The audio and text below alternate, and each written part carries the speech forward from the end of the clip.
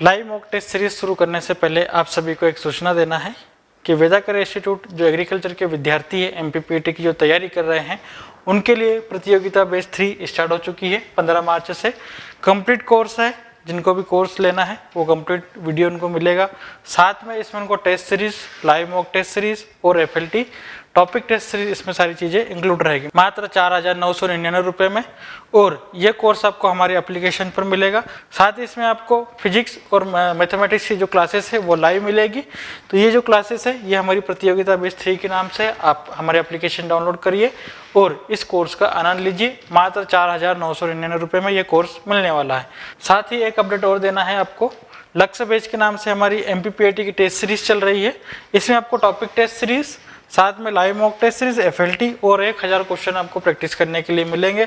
साथ ही इन सब प्रश्नों को मिलाकर देखें तो आपको 3000 से लगभग 4000 प्रश्न की तैयारी अच्छी बढ़िया तरीके से हो जाएगी। जो आप एग्जाम में गलतियां करते हैं इस टेस्ट सीरीज के माध्यम से आप वो जो गलतियां हैं वो यहीं पर ही कर लेंगे, तो एग्जाम में आपकी गलतियां ना होने की संभावना बन जाएगी। ये टेस्ट सीरीज मात्र 351 रुपये की है और ये लक्ष्य बैच के नाम से हमारे एप्लीकेशन पर मिलेगी।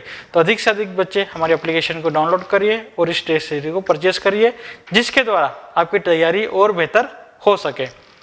अगला क्वेश्चन आपका जो है, which of the following is known as king of fodder crop? निम्न में से किसे चारे की फसल का राजा के रूप में जाना जाता है? तो आप सभी को पता है कि चारों का जो राजा कहा जाता है वो किसको कहा जाता है? तो चारों का राजा कहा जाता है बरसीम को। तो यह आपका आंसर हो जाएगा डी। क्या कहेंगे?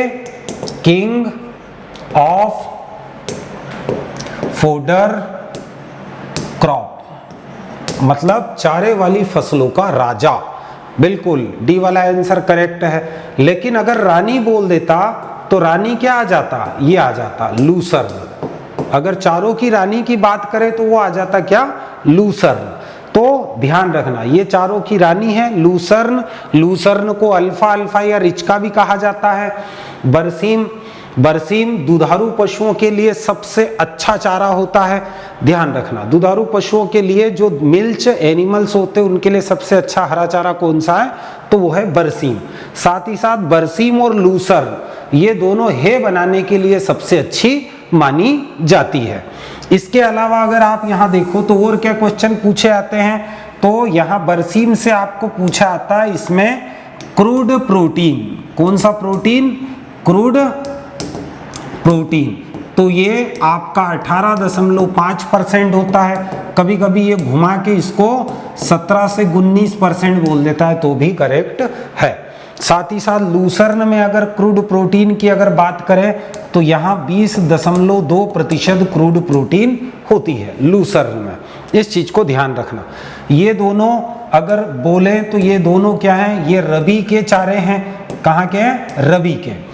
और दोनों दलहन कुल के हैं। ये दोनों अगर देखें तो ये अदलहन कुल के हैं और ये दोनों चारे किसके हैं? ये हैं खरीफ के। किसके हैं? खरीफ के। इन चीजों को ध्यान रखना।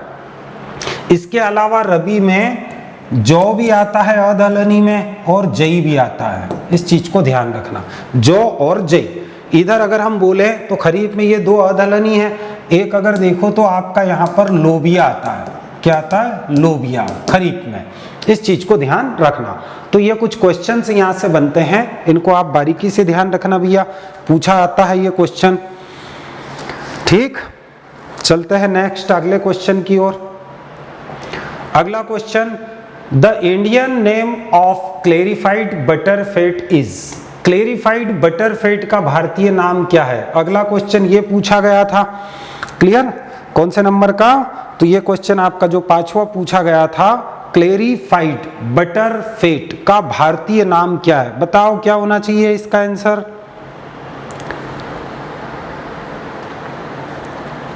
देखो थोड़ा सा इसको समझो।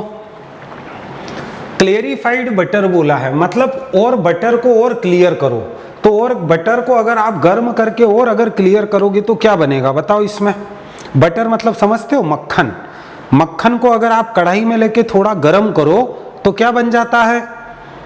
कभी बटर टिकिया देखिए रोटी के ऊपर लगाते हैं,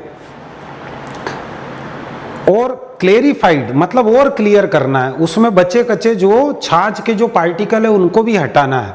तो उसके बाद जो बचेगा वो क्या बचेगा, हल्का सा अगर मक्खन को गर्म कर लें, आपने भी देखा होगा कभी कभी घर पे घी बनाने के लिए क्या करते हैं, मक्खन लाते हैं, मक्खन को कढ़ाई में गर्म करते हैं, थोड़ा गर्म होने के बाद वो घी में बदल जाता है। तो यहाँ आंसर आएगा वो है घी, बिल्कुल। कौन सा आंसर रहेगा, वो रहेगा घी। क्लियर। तो ये ध्यान रखो, आपको सीधा तो बोला है क्लेरिफाइड बटर फैट।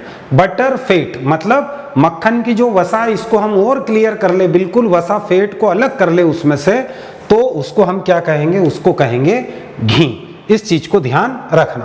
तो भारत में, विदेशों में तो बिल्कुल बटर का उपयोग करते हैं घी की जगह, लेकिन भारत में क्या करते हैं, वो बटर का कम उपयोग होता है, उसके बजाय हम घी का ज़्यादा उपयोग करते हैं। तो बटर को गर्म करेंगे तो घी बन जाएगा, सीधी सी बात है।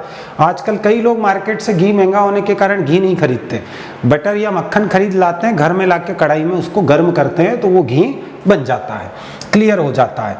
इसके अलावा ध्यान रखना, तो ये आपका आंसर तो हो गया बी। अब यहाँ पर क्रीम के बारे में भी मैं आपको थोड़ा सा बताना चाहता हूँ, जो कि क्वेश्चन आते हैं। तो क्रीम जो होती है, क्रीम क्या होती है भैया, तो इसको कहा जाता है वसा की परत, जो दूध के ऊपर एक महीन या पतली परत के रूप में जम जाती है। तो क्रीम वो होती है। क्रीम अलग करने के दो तरीके हैं। एक तो आप सभी को पता है देसी, तो देसी विधि भी पूछी जाती है, जिसको हम क्या बोलते हैं, कढ़ाई विधि। क्लियर। कढ़ाई में भी एक तो गहरी कढ़ाई होती है, एक उथली कढ़ाई होती है। तो गहरी कढ़ाई में डेप्थ ज़्यादा रहेगी, आप दूध को उबाल कर आप इसको छोड़ दो, ऊपर एक क्रीम की परत बन जाती है, बस ये अलग हो गई। तो ये किस बेस पे है, तो ये है गुरुत्वाकर्षण। किस सिद्धांत पर कार्य कर रही है ये, गुरुत्वाकर्षण।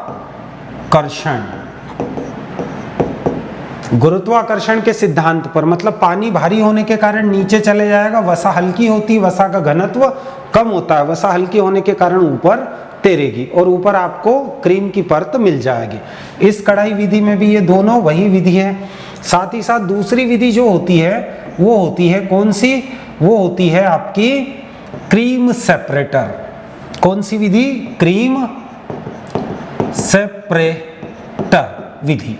तो क्रीम सेपरेटर, इसमें एक मशीन होती है क्रीम सेपरेटर, जो कि दूध से क्रीम को अलग करता है। इस चीज को ध्यान रखना। ये किस सिद्धांत पर कार्य करती है, तो ये अपकेंद्रीय बल, या इंग्लिश में अगर बोलो तो सेंट्रीफ्यूगल फोर्स के सिद्धांत पर यह कार्य करती है। इस चीज को ध्यान रखना। ये दोनों से आपको इससे क्या मिलेगा, तो एक तो मिलेगा सेपरेटा दूध, और एक जो मिलेगा वो क्या मिलेगा, एक मिलेगा क्रीम। क्लियर। दो चीजें मिलती है, ध्यान रखना। यहां पर अगर ये जो क्रीम होती है, इसका गाढ़ापन, पतलापन, या फिर क्रीम में वसा की मात्रा नियंत्रित करना हो, या आपको गाढ़ी क्रीम चाहिए, पतली क्रीम चाहिए, तो इसको नियंत्रित करने के लिए क्रीम सेपरेटर में लगा होता है क्रीम स्क्रू। क्या लगा होता है, क्रीम स्क्रू।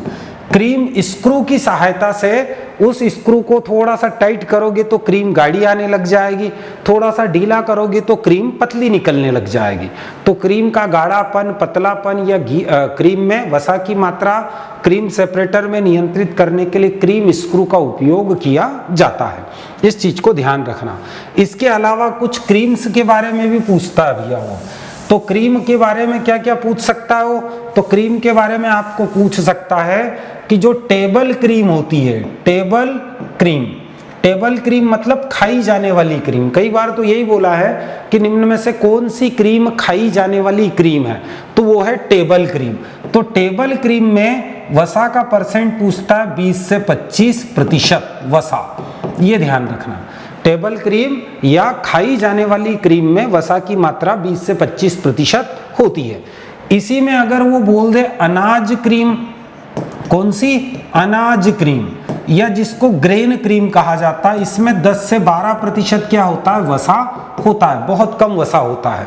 इसके बजाय अगर आपको बोल दे गाढ़ी क्रीम, कौन सी क्रीम, गाढ़ी क्रीम, या फिर आपको बोल दे प्लास्टिक क्रीम, कौन सी, प्लास्टिक, प्लास्टिक क्रीम बोल दे एकदम प्लास्टिक जैसी, तो गाड़ी क्रीम या प्लास्टिक क्रीम अगर बोल दे तो इसमें वसा सबसे ज्यादा होती है 65 से 85 या 80, कभी 80 भी देता है कभी 85 भी देता है, इतना प्रतिशत वसा होती है। तो ये तीनों क्रीम के बारे में आप ध्यान रखना, आपको पूछा जाता है, ध्यान रखना। तो ये तो क्रीम के बारे में समझा हमने। दूसरा अगर हम देखें तो घी के बारे में, तो घी से 2-3 क्वेश्चन ज्यादा बनते हैं। एक तो इसमें वसा की मात्रा पूछती, वसा बोले या चिकनाई बोले, दोनों एक ही बात होती है। या फिर इंग्लिश में अगर बोले तो फैट, इंग्लिश में पढ़ लिया करो जब भी कंफ्यूज हो जाओ तो इसमें वसा कितनी होती है, तो वसा होती है मोर देन 99.5%, इतनी वसा होती है, 99.5% से अधिक।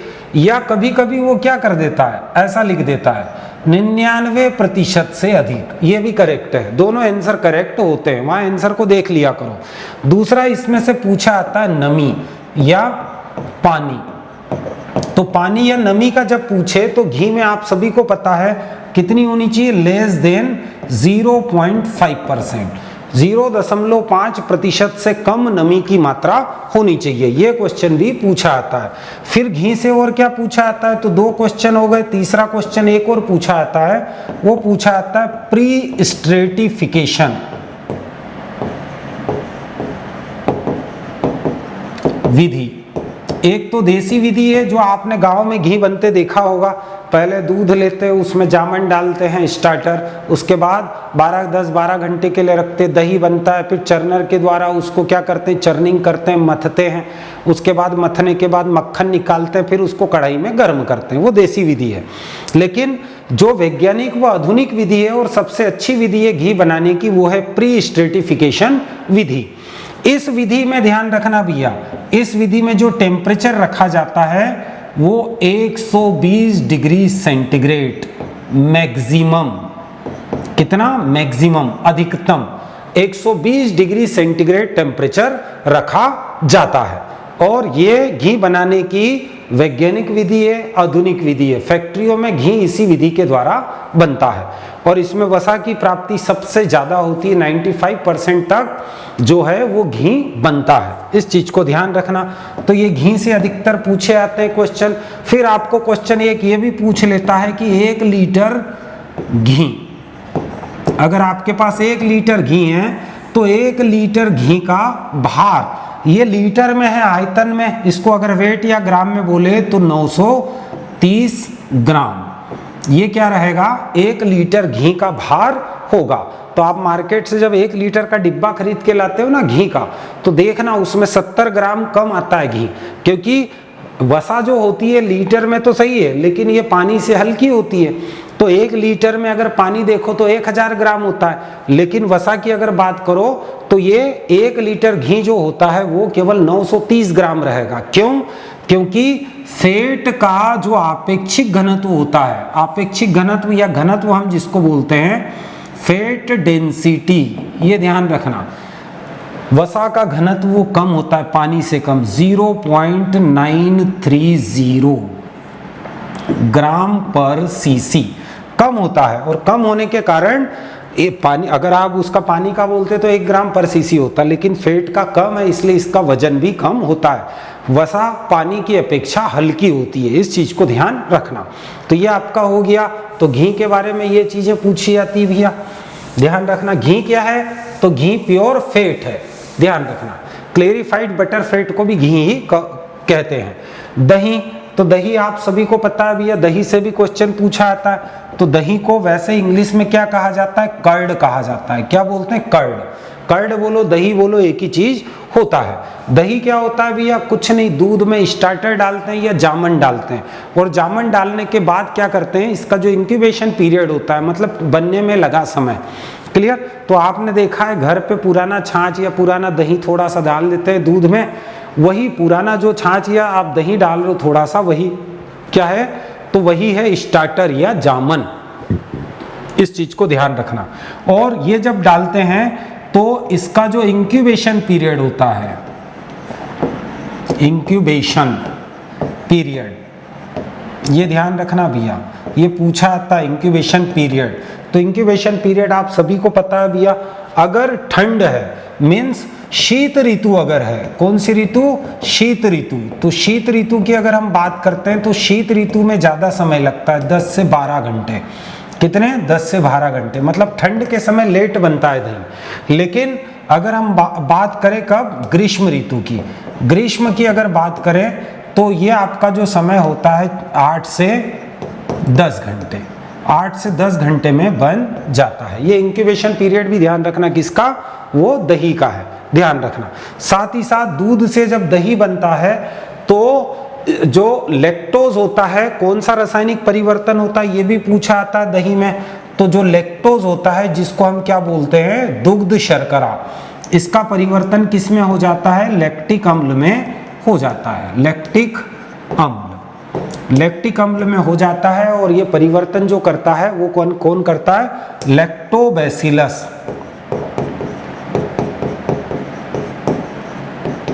लैक्टाई, नीचे लिख देता हूं, लैक्टाई जीवाणु, ये ध्यान रखना।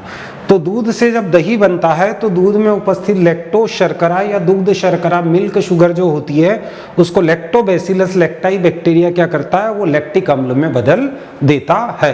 कहीं कहीं पर इसको स्ट्रेप्टोकोकस लैक्टिक भी कहा जाता है, वो भी करेक्ट आंसर होता है, ध्यान रखना। तो ये दही होता है, दही का संगठन लगभग दूध के समान ही होता है, खाली बदलाव किसका होता है? लैक्टोज का होता है। इस चीज को भी ध्यान रखना। फिर छाछ, तो बटर मिल्क तो आप सभी को पता है भैया, दूध से दही बनने के बाद उसके बाद जब हम उसमें से मक्खन निकाल लेते हैं तो बचा हुआ पदार्थ वो होता है छाछ, जिसको बटर मिल्क कहा जाता है। पहले आप सभी को एक सूचना देना है कि वेदाकर इंस्टीट्यूट जो एग्रीकल्चर के विद्यार्थी है एमपीपीटी की जो तैयारी कर रहे हैं उनके लिए प्रतियोगिता बैच 3 स्टार्ट हो चुकी है। 15 मार्च से कंप्लीट कोर्स है। जिनको भी कोर्स लेना है वो कंप्लीट वीडियो उनको मिलेगा।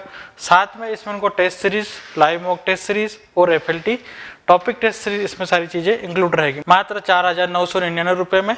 और ये कोर्स आपको हमारे एप्लीकेशन पर मिलेगा। साथ ही इसमें आपको फिजिक्स और मैथमेटिक्स की जो क्लासेस है वो लाइव मिलेगी। तो ये जो क्लासेस है ये हमारी प्रतियोगिता बैच 3 के नाम से आप हमारे एप्लीकेशन डाउनलोड करिए और इस कोर्स का आनंद लीजिए। मात्र 4,999 रुपये में ये कोर्स मिलने वाला है। साथ ही एक अपडेट और देना है आपको, लक्ष्य बैच के नाम से हमारी एमपीपीटी की टेस्ट सीरीज चल रही है। इसमें आपको टॉपिक टेस्ट सीरीज, साथ में live mock test series, FLT और 1000 क्वेश्चन आपको प्रैक्टिस करने के लिए मिलेंगे। साथ ही इन सब प्रश्नों को मिलाकर देखें तो आपको 3000 से लगभग 4000 प्रश्न की तैयारी अच्छी बढ़िया तरीके से हो जाएगी। जो आप एग्जाम में गलतियां करते हैं इस टेस्ट सीरीज के माध्यम से आप वो जो गलतियां हैं वो यहीं पर ही कर लेंगे, तो एग्जाम में आपकी गलतियां ना होने की संभावना बन जाएगी। ये टेस्ट सीरीज मात्र 351 रुपये की है और ये लक्ष्य बैच के नाम से हमारे एप्लीकेशन पर मिलेगी। तो अधिक से अधिक बच्चे हमारे एप्लीकेशन को डाउनलोड करिए और इस टेस्ट सीरीज को परचेस करिए, जिसके द्वारा आपकी तैयारी और बेहतर हो सके।